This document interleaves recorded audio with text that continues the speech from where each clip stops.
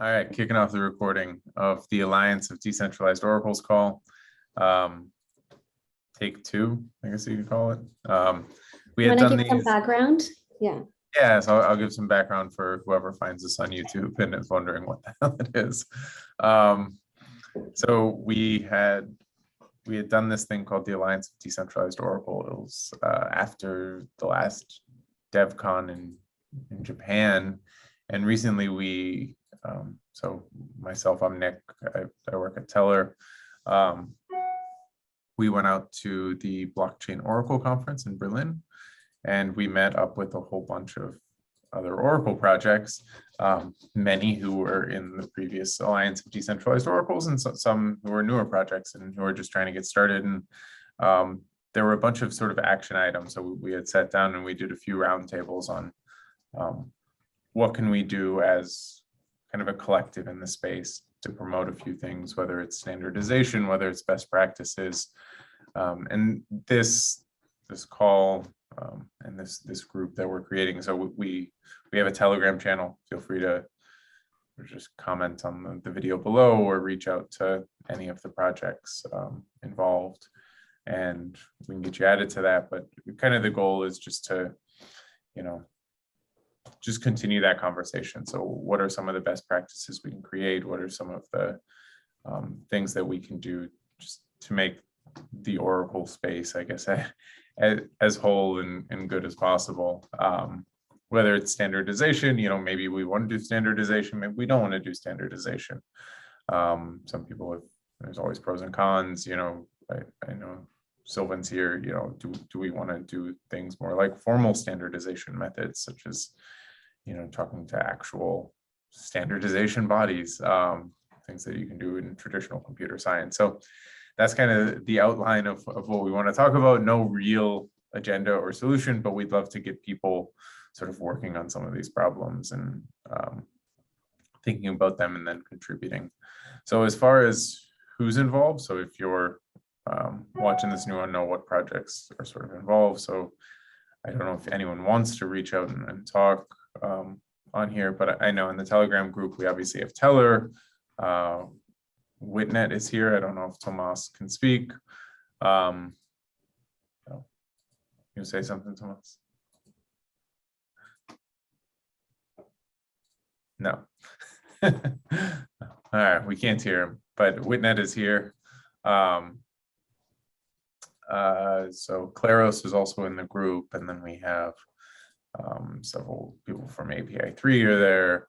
And then Sylvain, you're here. You want to? With the Kylan network, we're working on Polka.chain. Polka.chain. Yeah, and then there's obviously Go Oracle, so the Algorand Oracle is over there.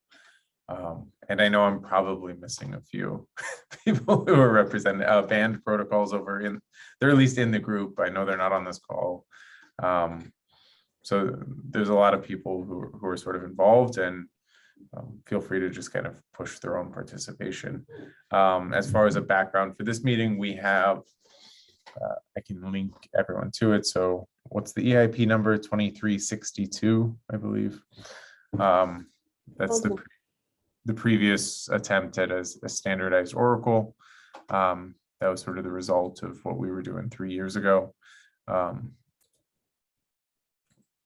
We can look at that and see how relevant it still is today, especially since there's sort of more chains than just, it was really focused on Ethereum back then and the EVM chains. And the other thing that we did was we made a repository. So we actually, Adàn from Witnet started the Alliance of Decentralized Oracles GitHub repository, and we made a best practices folder. So we're going to start doing some best practices stuff. And basically it's a GitHub repo. You can go submit, there are going to be some .md files, and we're going to figure out how to make that thing. So, okay, I'll let Adàn in right now. All right, hey Adàn. Hi. Great to have you. Yeah, we just started, so Oh, nice. Let me go with Tomás because he's struggling to compute his microphone or whatever. So I will go there. Okay. Cool. All right. So, I mean, Brenda, what would you, I guess you were kind of starting on some of the best practices stuff. What could we, or maybe, I guess we can start there. What would we want to do, and people can chime in to kind of promote some of these best practices? And, you know, like, is a GitHub repo sufficient? What, you know, like what's sort of the goal here whenever it comes to creating these, and how are we sort of going to disseminate them as a group? Oof. I mean, for us, one thing that we've been doing is basically trying to educate our users every time they come to us. Basically, you know, that's one thing that we can all do because we'll have this one repo, we could all like educate them sort of like with very similar structures. So I think that's going to help. Outreach, like you had mentioned about doing some outreach to auditors. I think that's a great idea. Who we can get on board, and how it's very difficult, I feel, to audit an Oracle, but it's a lot easier to just follow at least the best practices and have an idea, because everything changes. Everything can be different depending on the project, but it's definitely helpful. It would be helpful for them. We can start with our auditors. We're going to be reaching out to them soon for our own audits. And aside from the repo, I mean, we'll always do another video on it, an article on it. And I actually didn't tell you, but I applied to DevCon also as a speaker with that. So if you guys are applying with that, it would be great because it'll give us a platform.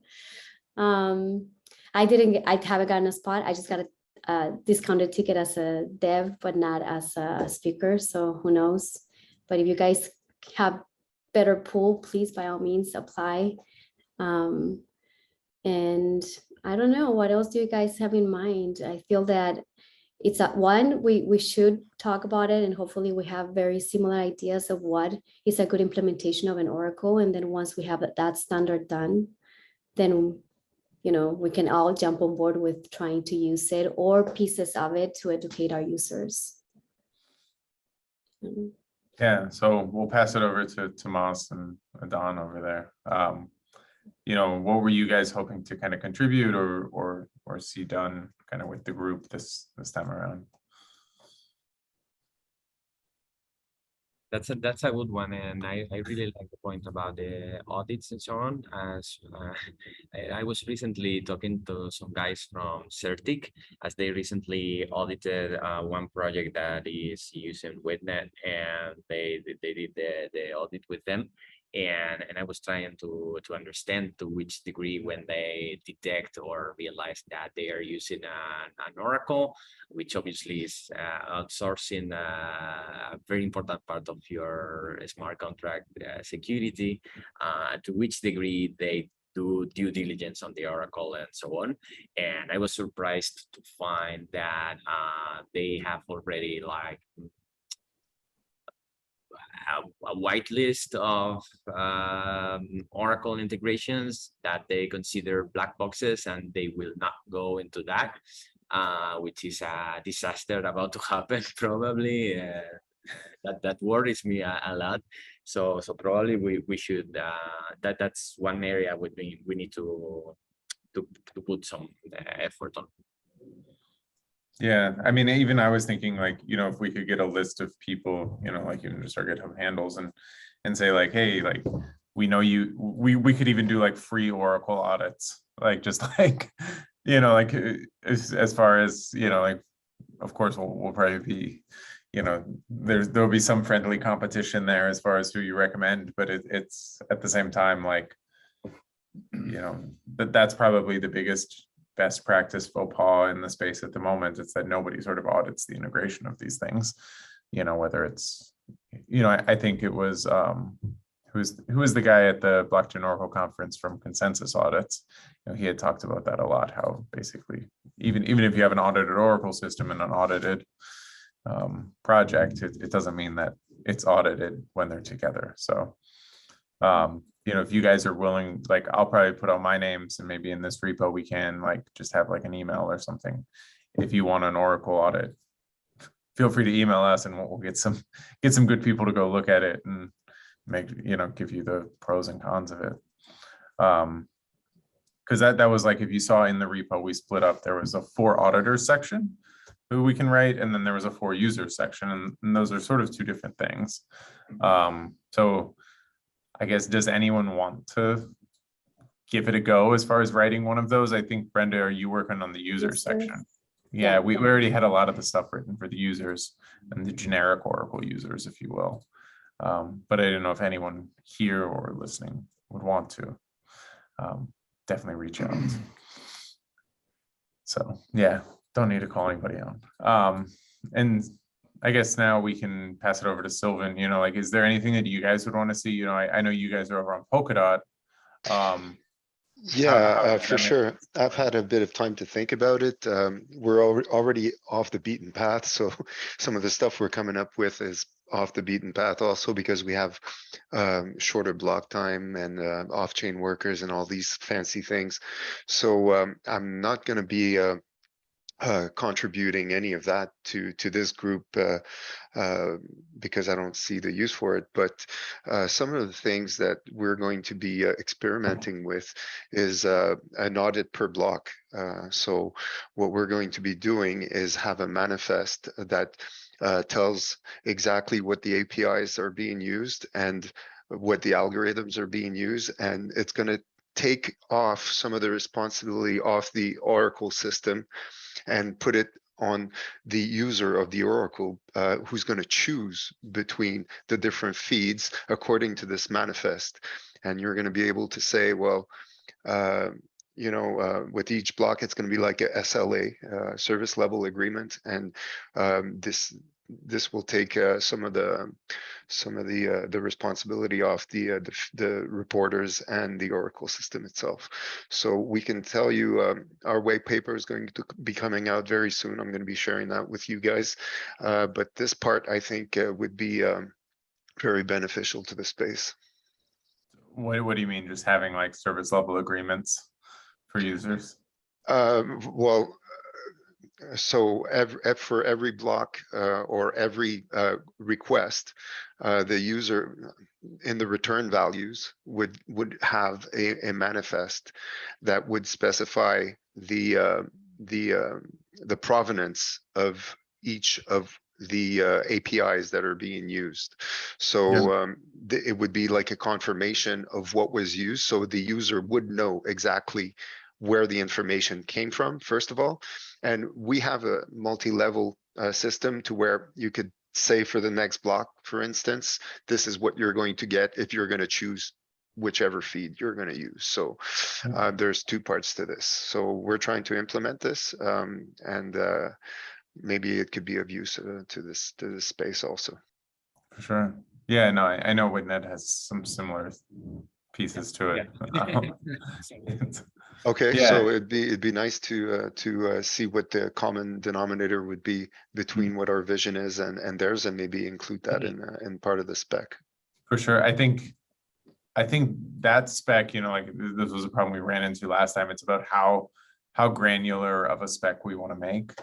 Because like Oracle data, sometimes they have APIs, sometimes you could ask a question like, who's the president of the United States? Like, you don't actually have you don't have an API that you're checking. You just sort of, it's more of this general consensus piece. So yeah, I remember working with some tech guys at Chainlink back in 2018, exactly on this, on trying to make a specification on Oracle jobs, and it was quite challenging because the concepts were very different in one Oracle and another, and how they have these initiators while we have a different abstraction altogether. It's never easy, but it's great to see that there are other people also working on that kind of approach to how to specify Oracle jobs, let's say.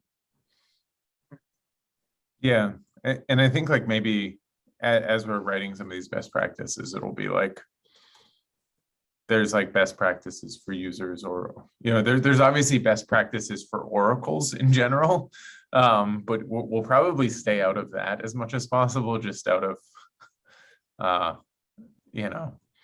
obviously, like we all probably have different opinions on whether it's like upgradable contracts or token weighted governance and things like that. And it's like, are there best practices? Well, maybe, but we can let the user sort of decide that. But as far as like having a best practice for like, your oracle may fail, prepare for it in some way, shape, or form. Like don't assume that this thing is forever going to live on. Like, what's the failure case? Like, assume one person gets all the tokens or all the reporters, and then what happens to your contract? Are you okay with that? And I think those are more of the generic things we'd want to specify. And then I mean the other piece would be like, how would you guys feel about I don't know if this group is necessarily the ones, but would we want to go after like bridging specific Oracle use cases? And would we have a separate, because I mean, you guys can, some of these projects can sort of handle bridge cases. Would we want to have like a specific section or anything like that for bridging and connecting chains, whether it has to do with like dealing with finality issues? Because like Kylan, you could read like an API that was like a node URL. Right. And we also have a bridging capability because we are a parachain network, right? So we have all these chains that connect to the main chain, and one of the chain is specialty is for bridging to Ethereum. So we can cross-chain the messages and be able to interact with Ethereum directly. So we're definitely going to make sure that we adhere to the specification, as small as it is right now. But it would be nice to be able to integrate other as much as we can, out of the complexity that we're going to have. So I want to see how far you guys can go in that direction. Okay, so Sylvain likes bridging. Cool. Yeah, I mean, what else would we want to do on the best practices pieces? Does anybody else want to throw out any ideas? And then we can just make a list and pass it around to see who grabs what. I think that would probably be the next steps, right? The only risk or challenges that I see is that maybe we could fall in the temptation of, or someone who wants to add something could fall in the temptation and try to add some good practices really specific to one implementation of an Oracle. And that could be challenging because I can imagine someone who comes to the Ego guys, to us, and ask, hey, but you didn't consider this use case, or that Chainlink does that behind the scenes. And I would like to be far from that, or try to avoid to listen to all of those people that will come for sure. If we try to do a good practices list and there's an Oracle that doesn't fit in those practices, for sure we will have people that will come and try to say that we were wrong. So I think it's something that we should take into account, but try to avoid or all the specific rules or all the specific good practices, to try to avoid them when they are specific to one Oracle. Right, yeah. Well, I mean, there will be some things that are probably semi-Oracle specific, but yeah, making it as generic as possible is probably the goal. And yeah, I mean, we could, like, because I think there's also some best practices, like Liquidity had talked about this a lot at the Oracle conference, as far as like, what are the best practices when using multiple Oracles? There's not really any standardization there, like whether, there's a lot of different viewpoints on whether using more is better or not. So we'll just kind of have to see. But yeah, best practices.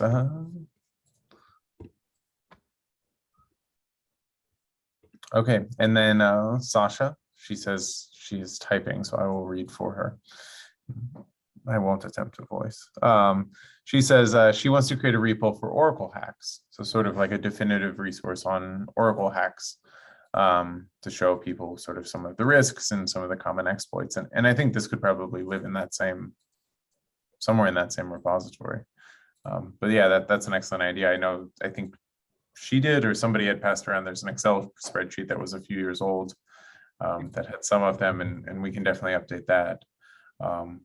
Yeah, thanks, Saša. That would, at least it would show people some of the common risks, because I think the vast majority of the hacks are like super simple, or like, you know, mainly like multi-sig hacks, and then you go on from there, and it's, you know, most of it's just like basic, not following a best practice type thing. And we should probably just show like, hey, like if you follow this best practice, like don't use an Oracle that is controlled by a multi-sig, or you know, one of those basic best practices about having a fallback. It should be good. Awesome. And then, so if that's it on kind of the best practices, we can talk standard. So I know WitNet has the standard implemented, that the previous one, which was, it's mainly for, I guess if you guys want to describe it and how you guys use it, and then maybe what do you see as the limitations on it? The 2362, yeah, we are using that extensively in of our price feeds. We are operating, I think, 197 price feeds right now, based on that. And that's the recommended interface for interacting with it. Then we have some alternate interfaces for long-term integration that tries to make it cheaper, like a very, very slight gas optimization. But yeah, so far from our users, we have gotten very good reception. They perceive it as being just as simple and straightforward as any other option, and especially convenient when compared to other stuff that other guys are doing. So I think it's it's been so far so good for our users and for us.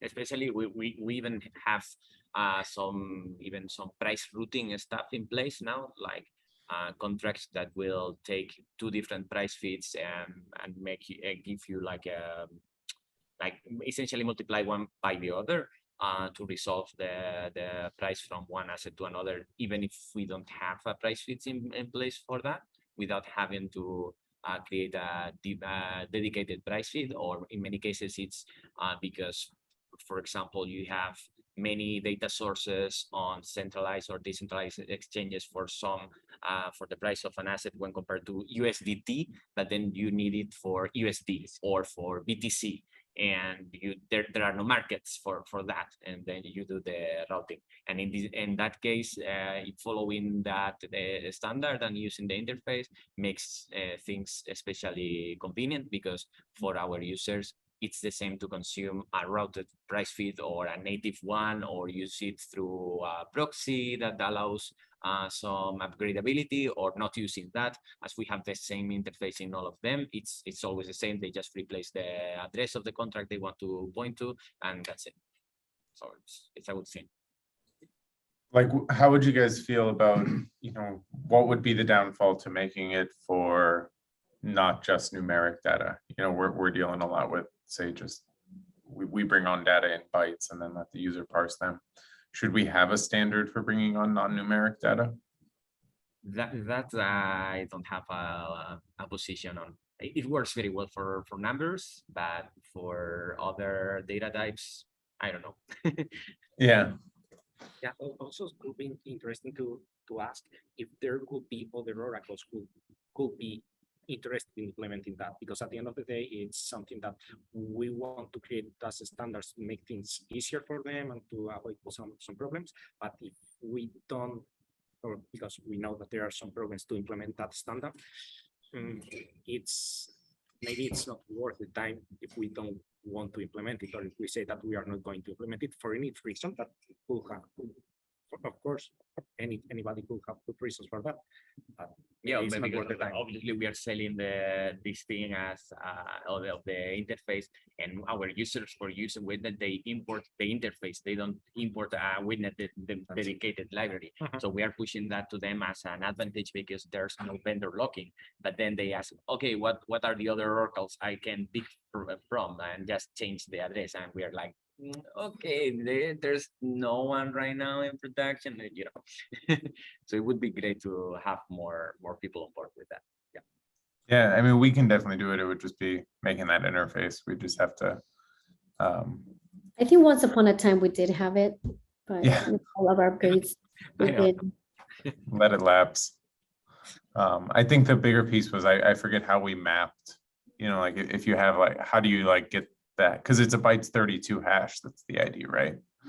And that's like, what is it, like BTC, USD, and then the decimals and Like a fixed structure, and you get the get check of that, but normally you don't need to do that on chain. You have like at least like a Sure. public of assets, and we are even not using the full bytes. We are only using 4 bytes right now for that, and even if you can either provide the 4 bytes or the full length thing, and as an optimization, and both works, because normally you will not have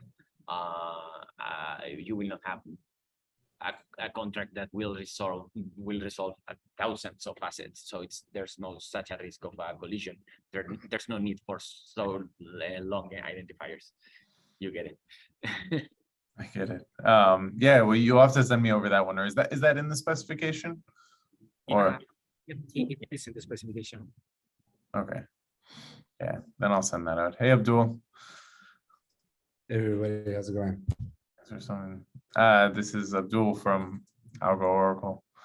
And yeah, so we're kind of wrapping up, I think. I don't know, we're trying to figure out, you know, we had talked a little bit about making the best practices, and we'll be passing some tasks around there. So feel free to grab them.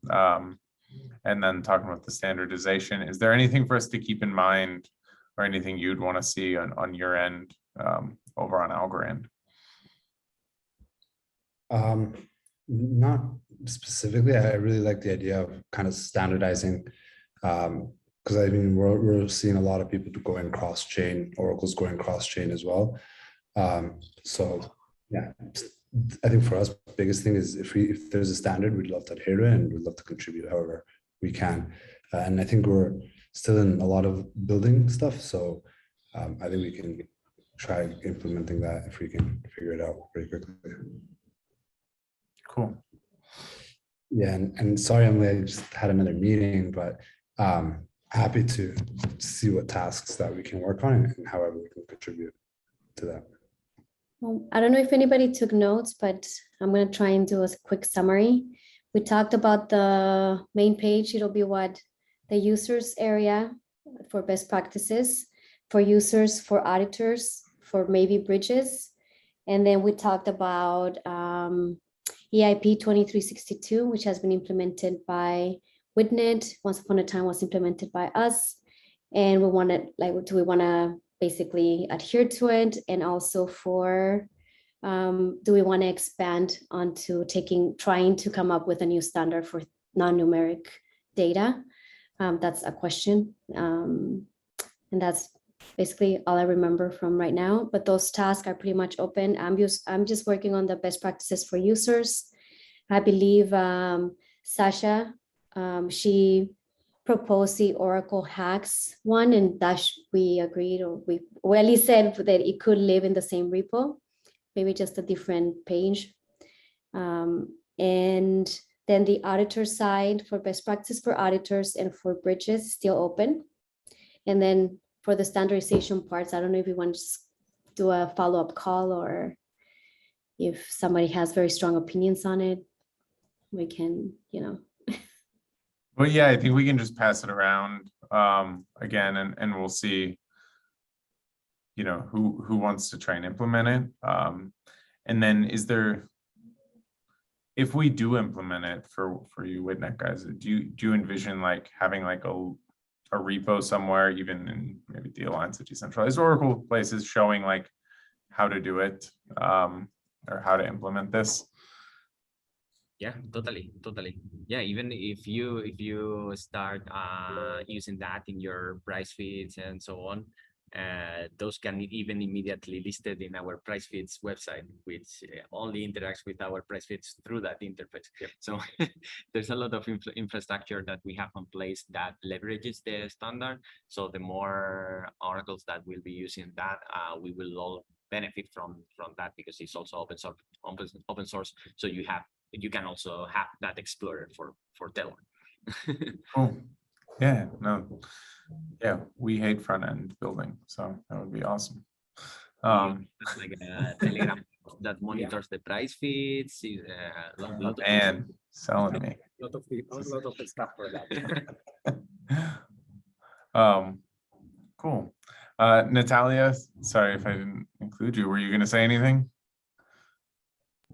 So yeah, I'm acting as the Web3 Media Alliance. So I'm looking at all the alliances that are cool, I think, and getting best practices from what you guys are doing, learning, and communicating it to other alliances that are out there, expediting communications between the Web3 zones that are crucial to build the infrastructure fast enough.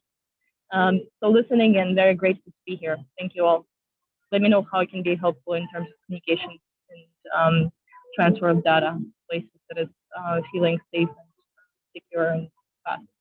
Planning events as well, planning events, specifically the ecosystem, inter-ecosystem events, hoping to bring in, representatives from a variety of different organizations and our, all networks, all ecosystems, all players, to again build a safer and better communication flow for the future. And I'm planning that for October, November 2021. I'll keep you all posted in the group. Thank you. Super cool. Yeah, no, definitely send out any information on, and yeah, she'll be starting the Alliance of Alliances. It sounds like it'll be everything will be an alliance. Awesome. Yeah, anything else? Or Sylvain, did you have any other comments? No, I think it's very informative on what needs to be done and how everybody can work together. So I've submitted what I'd want to help on, and that's about it for me. I'm good. Awesome. Well, thanks everyone for coming. If we got any more, but I'll be posting this to YouTube and talk to you guys soon.